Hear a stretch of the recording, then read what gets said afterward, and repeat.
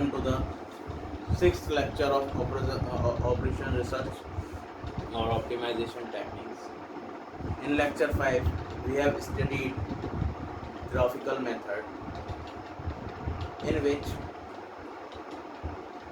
we have seen that all the constants are of less than type, जिस वजह से जो ग्राफ का जो लाइंस थी उनमें फिजिबल रीजन जो था वो इंटीरियर बना, क्योंकि लेस देन टाइप था। हाँ, यहाँ हम यही चीज़ और सीखेंगे कि अब types of graphical methods, different type के ग्राफिकल मेथड्स आती हैं, प्रॉब्लम्स, उनको सॉल्यूशन अलग अलग तरीके से कैसे होता है। जैसे अभी हमने लास्ट जो लेक्चर पढ़ा था, लेक्चर 5, उसमें ग्राफिकल मेथड का टाइप 1 क्वेश्चन था। टाइप 1 में क्या था कि सभी constants less than equal to type थे। तो less than equal to type constant जो होती हैं उनकी जब ग्राफ पेपर पर लाइन बनती है, मान लीजिए हमारा कुछ ग्राफ इस तरीके से था, वो ग्राफ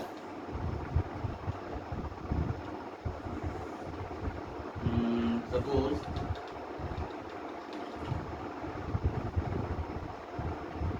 समथिंग लाइक दिस। हाँ, तो ये जो पॉइंट थे, ये जो अब ये लेस देन टाइप थी, तो लेस देन टाइप में क्या होगा, इंटीरियर पार्ट विजिबल होता है जो होगा, तो ये सब विजिबल, लेकिन मोस्ट विजिबल जहाँ पर इंटरसेक्शन से बन रहा है पार्ट, तो वो इंटीरियर पार्ट ये था। इसी तरह से ये भी लेस देन टाइप में थी, तो ये भी इंटीरियर पार्ट इसका ये काउंट होगा। ठीक है, अभी अगर ये लेस देन टाइप नहीं होती तब ये होती greater than type. Greater than type, तो ग्रेटर देन टाइप में क्या होता कि ये यहाँ इंटीरियर ना होकर ये होती एक्सटीरियर, इसका एक्सटीरियर पार्ट होता जहाँ सबका इंटरसेक्शन जा रहा होता कुछ इस तरीके से। तो अब आज ये जो क्वेश्चन हमने लिया है ये यही है, less than equal to type. तो फर्स्ट टाइप क्वेश्चन हम अपने 5th लेक्चर में पढ़ चुके हैं। आज हम 6th लेक्चर में इसका ग्राफिकल मेथड का सेकंड टाइप क्वेश्चन पढ़ेंगे, जो कि है लेस देन टाइप में। तो इसकी क्वेश्चन था मेरे पास कि एक फार्मर है, उसको अपने खेत में या फार्म में न्यूट्रिएंट्स लगाने हैं।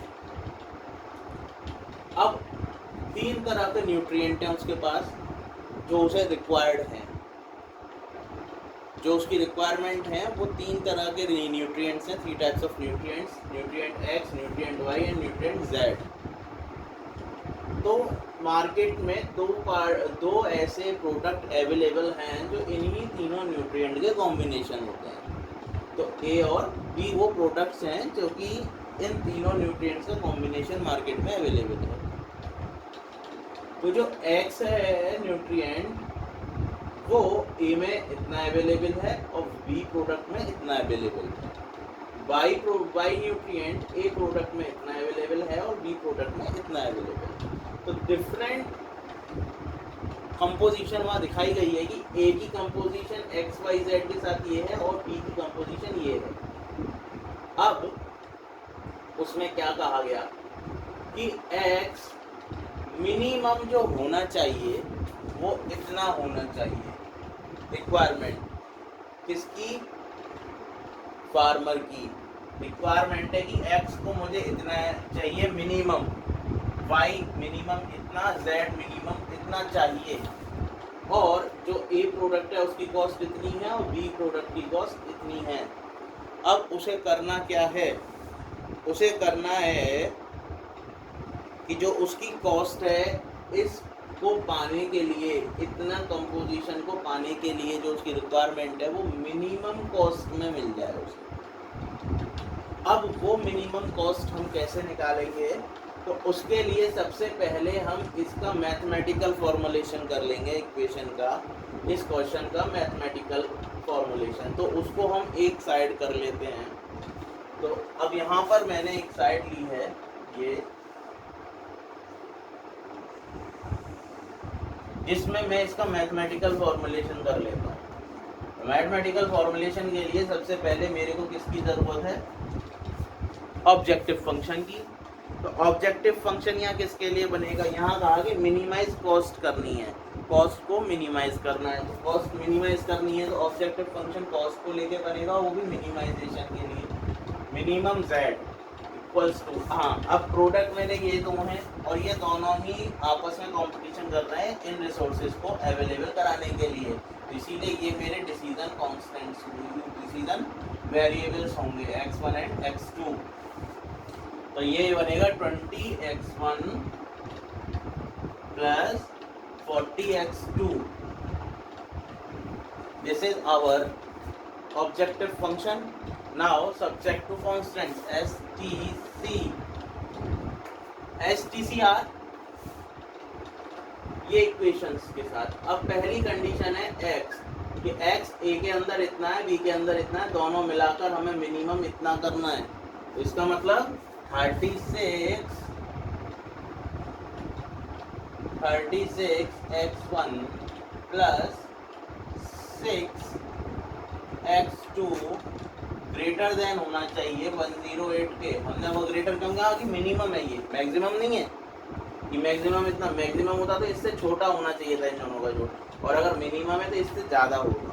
ठीक, नेक्स्ट y के लिए 3x1 plus 12x2 greater than equals to 36।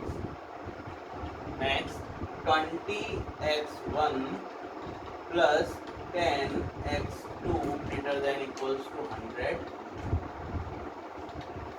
और x1 x2 greater than equals to 0, non negativity. तो ये क्वेश्चन हमारे लिए बना। ऑब्जेक्टिव फंक्शन हमारे पास है, सब्जेक्ट टू कांस्टेंट हमारे पास है और डिसीजन वेरिएबल्स की नॉन नेगेटिव कंडीशन भी हमारे पास है। तो अब हम क्या करेंगे, इनसे ग्राफ प्लॉट करेंगे। ग्राफ प्लॉट करने के लिए हमें पहले अपने कोऑर्डिनेट्स चाहिए, हर इक्वेशन, हर इनइक्वालिटी की कोऑर्डिनेट्स चाहिए। अब यहाँ लिखेंगे फॉर इक्वेशन 1 है मेरी ये वाली, ये first equation, second equation and third one. तो फर्स्ट के लिए अब मैं फर्स्ट टाइम इसमें ध्यान रखिए, इक्वेशंस में हम जो काम करते थे वही यूज करना है ग्राफ प्लॉट करने के लिए। x1 की वैल्यू, x2 की वैल्यू, हम यहाँ पर दो वैल्यूज रखते हैं। पहले x1 को 0 करते हैं, फिर x2 को 0 करते हैं। अब x1 को जब आप 0 करेंगे, जब हम x1 को 0 करेंगे इस इक्वेशन में, तो क्या बचेगा 6x2 इक्वल टू 108। अब x2 इक्वल्स टू क्या हो जाएगा, x2 इक्वल्स टू हो जाएगा 18, इस जगह 18 हो गया। और जब x2 को 0 करोगे तो यहाँ 36 बचेगा और यहाँ 108, तो x1 इक्वल्स टू हो जाएगा 3 डिवाइड करने पर। तो हमारा कोऑर्डिनेट बन गए फर्स्ट के लिए, कोऑर्डिनेट बन गए 0, 18 और 3, 0। इसी तरह फॉर इक्वेशन 2 आप क्या करेंगे, फिर से वही काम, x1 x2 0 0।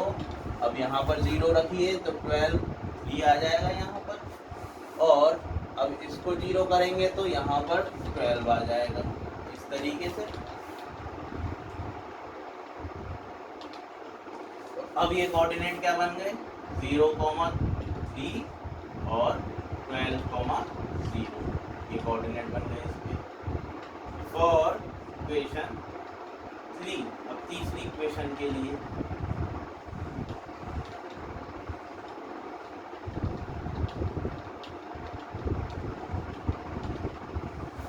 तीसरी इक्वेशन हम देख रहे हैं यहाँ पे 20x1। अब इसको 0 कर देंगे तो 10x2 इक्वल्स टू 100 होगा, x2 इक्वल्स टू 10 आ जाएगा। सिमिलरली जब आप x2 को 0 करेंगे तो यहाँ पर 20 से डिवाइड होगा और 5 आ जाएगा। इस तरीके से हमारी इसके कोऑर्डिनेट्स भी हमें मिल गए 0, 10 एंड 5,0। तो तीनों लाइनों के हमें कोऑर्डिनेट्स मिल गए। अब तीनों लाइनों के कोऑर्डिनेट्स मिल गए तो हमने एक जगह लिख लिए।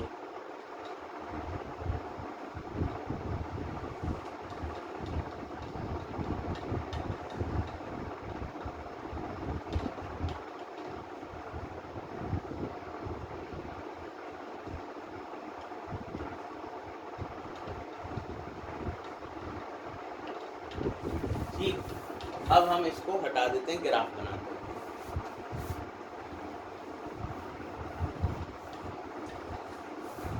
यहाँ पर सारे कांस्टेंट हमारे ग्रेटर देन इक्वल हैं, तो अब यही पॉइंट हमको थोड़ा सा ध्यान रखना होगा। हमारा मैक्सिमम 15 तक जाएगा।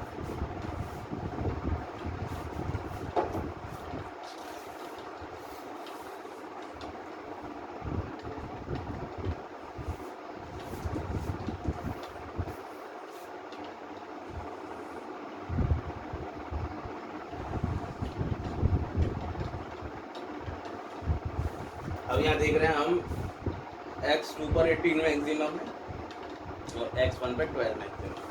अब हम क्या करते हैं कि इस कोऑर्डिनेट पे हम x1 ले लेते हैं और इस कोऑर्डिनेट पे x2।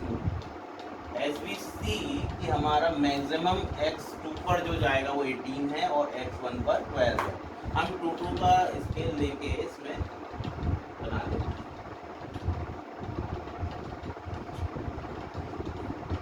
2, 4, 6, 8, 10, 12, 14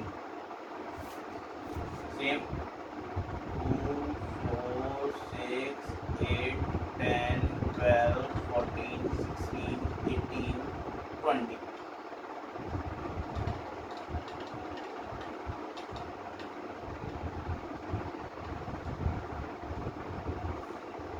इस तरीके। अब फर्स्ट इक्वेशन के कोऑर्डिनेट्स, तो फर्स्ट इक्वेशन के कोऑर्डिनेट है मेरे 0, 18।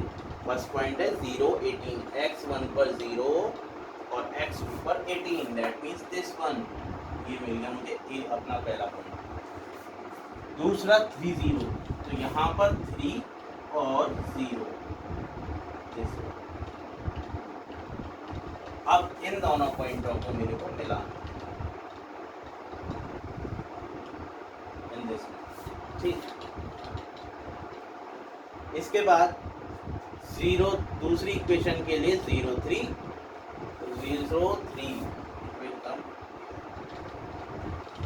And 12, 0, that is this one. हम इन दोनों को, हाँ, अभी एक चीज क्वेरी आपके माइंड में जरूर आ रही होगी कि हमारे सारे ही पॉइंट्स फर्स्ट क्वाड्रेंट में क्यों आ रहे हैं।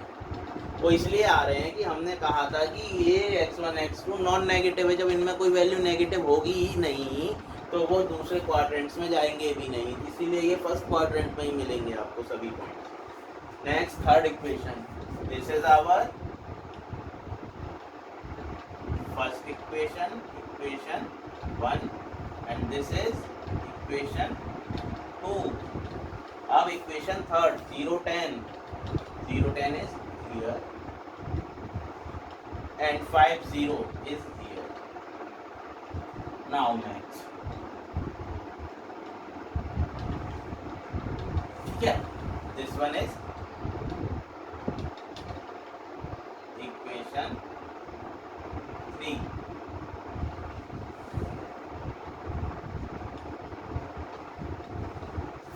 अब ये कैसे थे, ग्रेटर देन। अब फिजिबल रीजन कहाँ है? फिजिबल रीजन पहले तो हमको ये देखना है कि जितनी लाइन से उनको इंटरसेक्ट करता हुआ कौन सा पार्ट।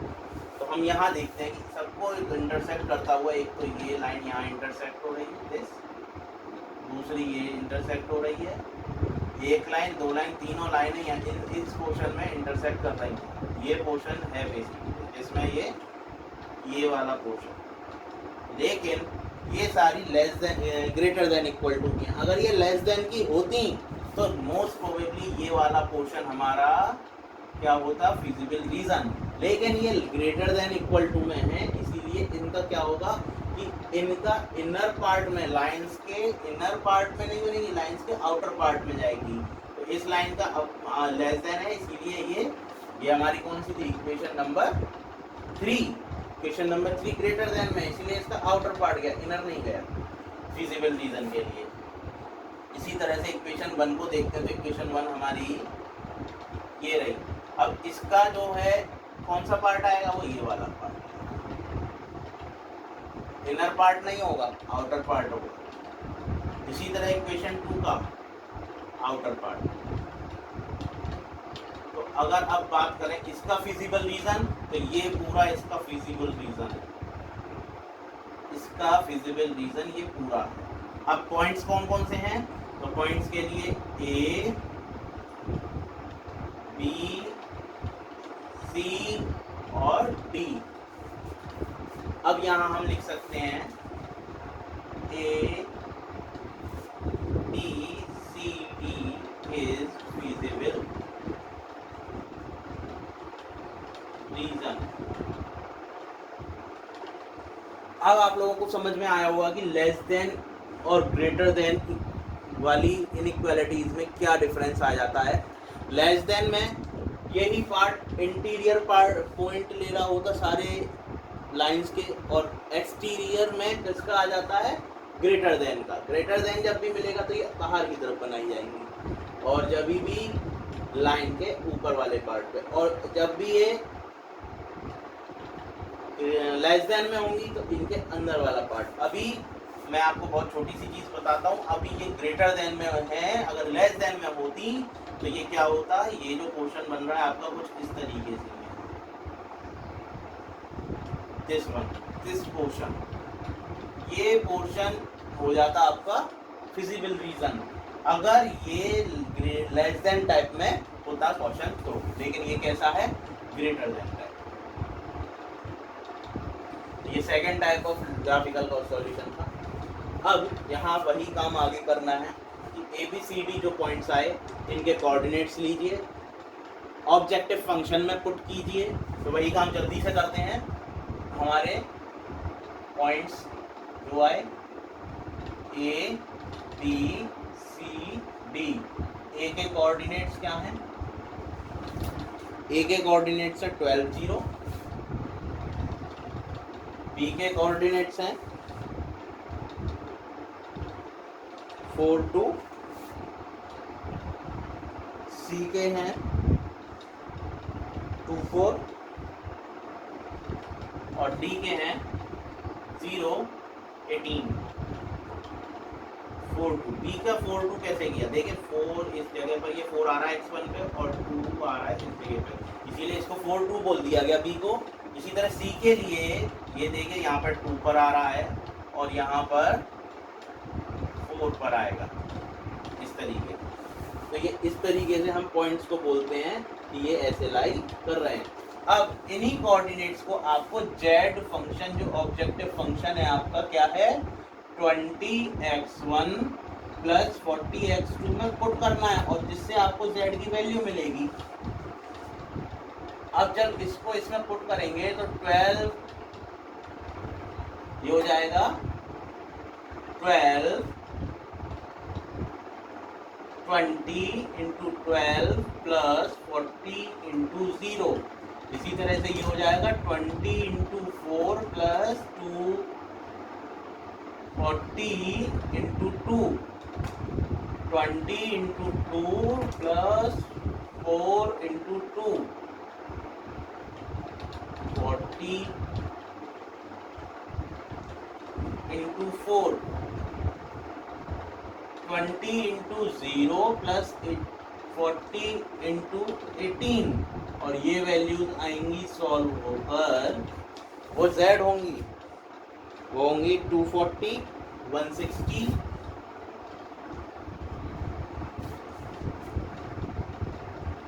280, 720।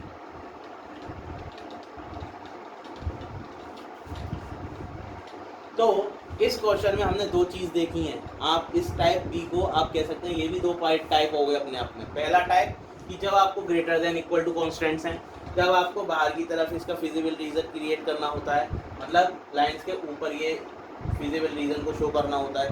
और अगर यही क्वेश्चन यहाँ पर दूसरा पार्ट भी शो कर रहा है, वो है मिनिमाइजेशन का। वो क्वेश्चन मैक्सिमाइजेशन के लिए था, ये क्वेश्चन मिनिमाइजेशन के लिए है। तो दोनों चीज़ें इसने शो करी हैं इस क्वेश्चन के अंदर। ये दोनों डिफरेंट क्वेश्चंस में भी हो सकती है। अब जो लेस देन टाइप के क्वेश्चन थे हमारे, उसमें भी मिनिमाइजेशन के लिए क्वेश्चन हो सकता है। तो मिनिमाइजेशन का भी कॉन्सेप्ट यहाँ क्लियर हो रहा है, और प्लस जो आपका less than greater then type का है क्वेश्चन, वो भी क्लियर हो गया। दोनों चीज़ यहाँ पे क्लियर हुई हैं। अब यहाँ पर क्या करना है, मिनिमाइजेशन। वहाँ हमने मैक्सिमम वैल्यू देखी थी साइड की, यहाँ मिनिमाइजेशन के लिए तो कम से कम वैल्यू देखी है। कम से कम वैल्यू ये है, तो इसका मतलब ये बी पॉइंट जो है हमारा ऑप्टिमल सॉल्यूशन हुआ। ये सारे फिजिबल थे और ऑप्टिमल कौन सा है, ये। अब इसके लिए हम क्या कह सकते हैं, तो जो फार्मर है उसको क्या करना चाहिए, 4 units of product A and 2 units of product B।